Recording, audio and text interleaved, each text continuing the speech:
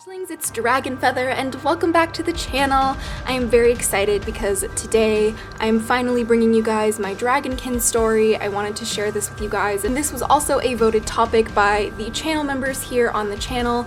If you look down below on the video or on my channel page, you'll see a little blue join button, and for $4.99 each month you get access to exclusive videos that I don't offer anywhere else, as well as some other perks and the ability to vote for a video every month. So it's pretty cool if you're interested in doing something like that. It really helps the channel out a lot. If you are new here, merry meet. My name is Azura. Thank you so much for clicking on this video. If you have not subscribed already, please do so, as I post new enchanting videos every week. And don't forget to hit that notification bell so you never miss an upload, hopefully. More exciting news before we jump on into the story. This video was actually brought to us by a fellow hatchling who creates clay polymer dragons known as Avalon Harvest. You guys saw the cute little guy in the thumbnail in the beginning of this video. This is the little dragon that she sent me. Oh my gosh. She does like commissions, and she also does like adoptions, so you can like adopt your own, and she hand makes them, and she's a hatchling too. Like she's been in the community for a while, guys, so please go support her. You can see how to make this yourself. She has a post about how to make these all on your own in the hatchling clan. If you're interested, that'll also be linked down below. I really highly recommend checking out her content and her dragons because they're absolutely adorable, and I had her create mine to look like my DragonKin self.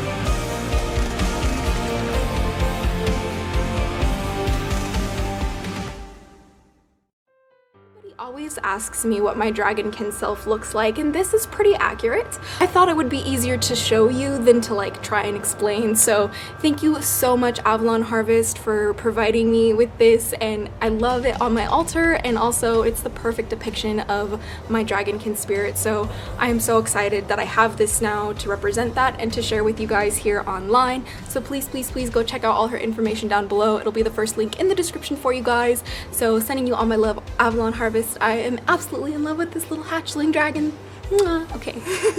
So this video was really just kind of like a story time video. I get asked all the time by you guys like, oh, how'd you discover you were DragonKin? What do you know? Blah, blah, blah. Like, how did it start? Like, blah, blah, blah. Like, all these things, right? So I wanted to film this video, and I was really excited that you guys voted for it on the channel. It honestly started when I was a kid. Ever since I was a child, I literally would always behave like a dragon. I would pretend that I would fly around my house with a dragon, or I would be like playing with dragon stuffed animals. Like, no matter what I did, I was like a dragon. And whenever I went swimming, I'd be a water dragon. Whenever I was playing with my friends, I'd be a dragon. Like, it was just always like I was always in that dragon energy. Man, dragons have been a part of my life since I could remember.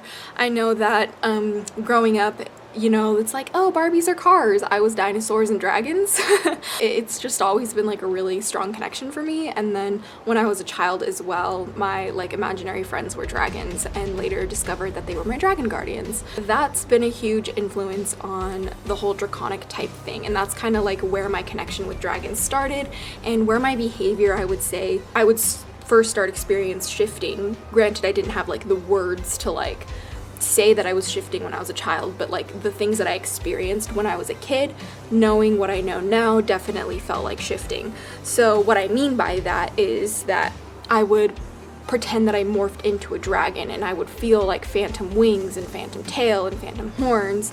You know, I would dream all the time about shifting in my dreams, and I still do. That's probably the biggest thing that like has shown me that I'm DragonKin in my personal experience, because everybody's experience is different. I know that in the Therian and Otherkin community specifically, not everybody is super spiritual, witchy like I am. So a lot of people don't use meditation, don't use divination, don't use dreaming to really figure out their kin type. They do it via like behaviors or the way that they think, things like that. So it's really different for everybody, but this is just my story that I wanted to share with you guys in hopes that maybe it could help you guys know that you're not alone. Maybe you guys could relate, or if not, I want to hear your stories in the comments down below. The first video on Therian and Otherkin, I don't even remember how old I was. I think I was like 15 maybe when I discovered the community, and at first I was like, no, I'm not this. Like, this isn't me, but this is pretty cool. Like, I was very fascinated with theanthropy and just like the whole concept of shifting and like having the spirit of something that's not human was always just really fascinating to me. So I just kind of kept doing research on it, but the more and more I looked, the less and less I found, to be honest. And what I mean by that is like there's really not that many like good sources for like Therian and Otherkin stuff, specifically DragonKin as well. It's more so like, y'all know, it's like the cringe compilations and the hate stuff, you know, and even myself, I've made it into some Therian and Otherkin cringe compilations, so that feels like a rite of passage. But anyway, I kind of just like turned to the community to kind of figure it out. I ran into some kin type to some DragonKin on Instagram, and some of them were actually hatchlings. Many of them were actually hatchlings, and one of them ended up giving me a reading to see if I had the spirit of a dragon. And after this reading, they said that I had the spirit of an earth dragon, which was weird to me because I didn't necessarily resonate with that at the time. I thought I was like an air dragon or a water dragon or something not earth, because I've always felt most connected to water or air. The more and more I like went into it and like meditated on it and all of those things, you know, the less and less I really knew. I felt more and more lost, to be honest. Something that was key to me discovering that I was DragonKin was actually having some psychedelic experiences with mushrooms. Those trippy experiences really opened my eyes and really connected myself to myself and my spirit, and that was when I really started having visions of myself as a DragonKin and really was like, okay, this is a thing. And under the influence, my shifting was really intense. Under the influence of any psychedelic, my shifting is always really intense, so cannabis as well is one of those things that really makes me feel, you know, the phantom wings, the phantom horns, the phantom tail, but also really helps me like mentally shift too, where I feel like I'm more observant in a way that's like draconic, not so much human. It's really hard to explain, honestly, unless you've experienced it. That was really a catalyst for me into really start diving deep. And then I started cultivating my inner realm, and I started doing this via a meditation I found on YouTube called the Crystal Lake, and I will link it down below for you. It is literally my favorite guided meditation ever, and I would use this every night before I went to bed to try and astral project, but instead of astral projecting, it would really help me lucid dream and help me create my inner realm. And so when I would go into this inner realm, every time I would be in this inner realm, I would enter the inner realm sky-clad as a human, and then I would get into the pool or into this crystal lake, and the moment that I would, you know, touch the water, I would shift into the dragon, into my like DragonKin self. And then over the course of, you know, years, I just kind of like was on and off about it. But more so, I want to say within the past like 4 or 5 years, I've been very actively like looking for it and like understanding or questioning myself if this is really who I am, and more so accepting it. You know, the past couple years has been like, yeah, you know, I'm DragonKin. I'm not gonna change anytime soon. It's who I am. You know, it's like I was born this way. You know, I didn't choose to be this way. I was born this way. Because I've tried to be a different way. You know what I mean? Like when it comes to being a DragonKin and like discovering it, I was so in like denial about it that I was like trying to find any way that like made it to where I wasn't DragonKin, because the biggest thing for me is that I felt like, I was like, I'm a human and I work with dragons. Like, I respect dragons more than anything, like spiritually, like anything physically, like mentally, emotionally. Like, dragons are prime time for me. So I was like, who the fuck am I, some small ass human, thinking that I have the spirit of a dragon? How egotistical, how arrogant am I to think that? And I really thought that it was just like ridiculous, because I was like, how in the world is this incredible primordial draconic energy supposed to fit into the small little old me? Like, it doesn't make sense. Because of that, I was really in denial about my identity for a while. And then the more and more I did meditation on it, and the more and more I did like I would do these like free speaking type of meditations, and I actually have a video on my channel called Uramires. I like sat down and was like in a meditative state and just like channeled my higher self to like speak, and I just like free spoke a little bit. And those meditations that I've done, one I posted a video of, but I have other ones that I haven't posted. When I did those, it really helped me unlock like who I was, because I was channeling my higher self. I was channeling, you know, my guidance from my guardians and speaking it and recording it so I could listen back later. And that was honestly like such a good idea, because having those recordings now is like so incredible. So like, if you want to find out if you're dragonkin, put yourself in that trance like state, channel your higher self, channel like your spirit, and just free speak, you know, even if it's like gibberish when you're done. Like, y'all don't have to, y'all can delete it, you know what I'm saying? But like, having those now, for me, I really do reference those a lot, and I actually love them very much. So definitely recommend if you're trying to figure out if you're Otherkin or dragonkin or something like that, or any kind of Therian or whatever. Moving forward, I decided that I was gonna just accept this identity. I want to say I was like maybe 19 or 20. No, I was 20. I was 20 when I decided to like fully accept that I was like dragonkin. I was like, all right, this is my identity. This feels right. Like, I like this. I dig this. I'm here for it. I call y'all hatchlings, right? And there's a reason for that. You know, everybody's weird. We're all geeky, cheeky, and freaky, and we all have our own shells that we need to break out of. But, you know, a lot of the times I think that you guys forget that I'm a hatchling too. Like, y'all call me Dragon Queen, mother of hatchlings, and as much as I love you guys for that, like, I just want you guys to know that I'm a hatchling just like you guys. Like, I'm part of y'all, like I'm one of y'all, you know? And the reason for that is because through my meditation and through my experience, I found out that me as a dragonkin, it's not about having a past life as a dragon. It's not about having anything like that. It's that, for me, I believe when it comes to dragons and dragonkin in particular, this doesn't relate to any other kin types, just dragonkin, but I believe that dragonkin are actually the spirits of unhatched dragons incarnated on Earth to gain knowledge, experience, and wisdom for when they do hatch. They already are like ancient knowledge, pretty much. They're already like hundreds and hundreds of years worth of wisdom, because they've already lived so many lifetimes. You know, they're just here to gain experience. And so I feel like me as Azura DragonFaether, I'm just here in this experience to gain wisdom and knowledge and all of that, while I'm waiting to hatch in the realm of the dragons. And depending on how many lifetimes I have, when I die, I'll be reincarnated into another lifetime before I hatch. And then when I've finished all my lifetimes, then in the dragon realm, I'll hatch in the dragon realm. And a lot of people will say that like, oh, dragons, like they mate to have eggs or whatever. Like, why would a spiritual entity need to have sex to birth an egg? That makes no sense to me. My particular belief, I believe that dragon eggs are forged with magic. So the dragons, the elders, they create the dragon eggs, and the dragons stay in these eggs for centuries, sometimes longer, who knows, I don't even know, I'm still in it.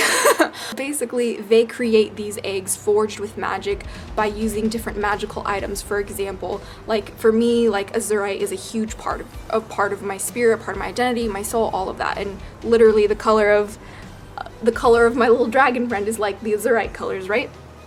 Or I should say my dragonkin spirit. With that being said, I think that different items or different magical objects are used to forge into creating a dragon hatchling.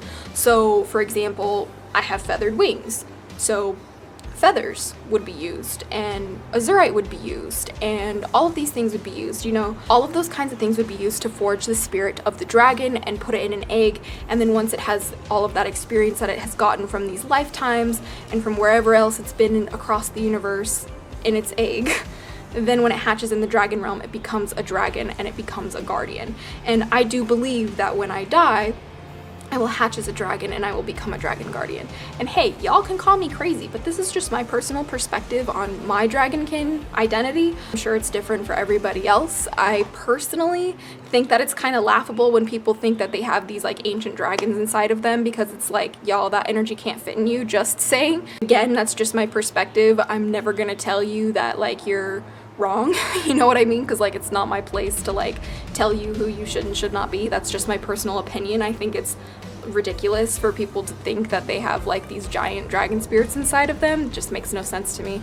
It really makes no sense to me, especially with like how much I've worked with dragons that are big and powerful.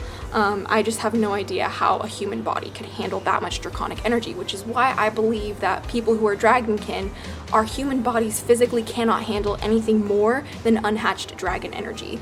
And that's why I identify as a hatchling too. So all of that kind of ties into me being a dragonkin and like what I believe is going to happen to me when I die. And the way that like my dragonkin self like really affects my practice is like when I'm casting magic, when I'm doing that, I shift.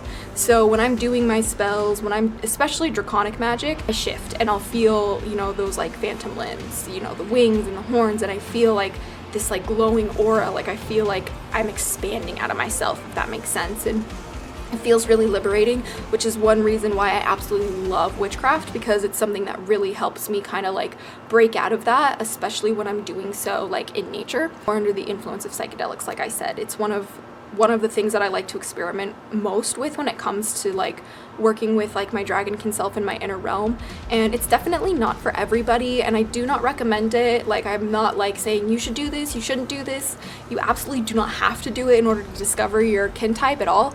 It's just my journey, you know what I mean? And it's been really beneficial for my practice personally. Before I get out of here, is I wanted to talk about how much my dreams have actually been key in me discovering my dragonkin self, because most of my dreams that I have that involve like me being like that involve dragons, really any kind, is involving me shifting into a dragon. And many times if I wake up from a nightmare, I'll immediately go back to sleep and try and like shift into a dragon and like fuck it up so it doesn't like mess up my head for the rest of the day. Because like sometimes when I have really bad dreams and I can't like fix it in my sleep, it just kind of throws my whole day off. Like I really do try and like I'll meditate and like really try and like focus and like overcome it, but sometimes it really just kind of like shakes me a little bit. I really do try and like shift in my dreams often, and it's also one of the ways that has like helped me really see myself. Because like you can visualize as much as you want, like you can do meditation as much as you want, but nothing is quite as like vivid as like dreaming and lucid dreaming is. So being able to like shift in my dream into like what I look like as a dragonkin has been some of the most incredibly fulfilling, humbling, magical, unforgettable, life-changing, just surreal experiences of my life. And they're like some of my favorite dreams that I'll never forget. And it's like a huge part of like my practice. And so Azura DragonFaether is really like my name for like my dragonkin self. I know I like call it my magical name, but like my dragonkin identity and my witchy identity are very much one and the same, but it's not like that for everybody. So like it's really important, like I'm trying to like stress that, because like not every Therian or Otherkin or dragonkin is gonna be a witch, and not every witch is gonna be a Therian, dragonkin, or Otherkin, you know what I mean? Like that's not how it is. It's just my experience, and it really is a huge reason why I'm a draconic witch. It's probably the biggest reason why I'm a draconic witch, to be honest. And I connect with dragons so much more than anything else. It's because my spirit is part of them too. So yeah, dreaming has been really, really powerful. I have so many dreams. I know I have like the DragonKin Dream Diary series on my channel. I definitely would love to make more videos on the story times of my like dreams if you guys are interested. I would absolutely love to, but yeah, let me know what you guys think. I really enjoyed making this video. Again, if you want to get your chance at voting for a video topic each month, you can hit the little join button down below for $4.99 each month to get access to not only voting for your own video topic, but also The Witch's Secret, which is my exclusive video series previously only available on Patreon, but you can also get it by hitting the join button, and you can also get some awesome other videos as well, like secret rituals that you can't get and extra spells that you can't get. But yeah, so I just wanted to let you guys know if you were interested, and thank you to all of the hatchlings who voted for this video topic. I had so much fun making it, and of course a special thank you to Avalon Harvest for making our little mascot for this video and really truly capturing how I see myself. This is really accurate. I absolutely love it. Please go check out Avalon Harvest. All of her information will be down below, and I definitely recommend giving her a follow and checking out her tutorial on how to make one for yourself on the Hatchling clan. So that is all I have for you guys today.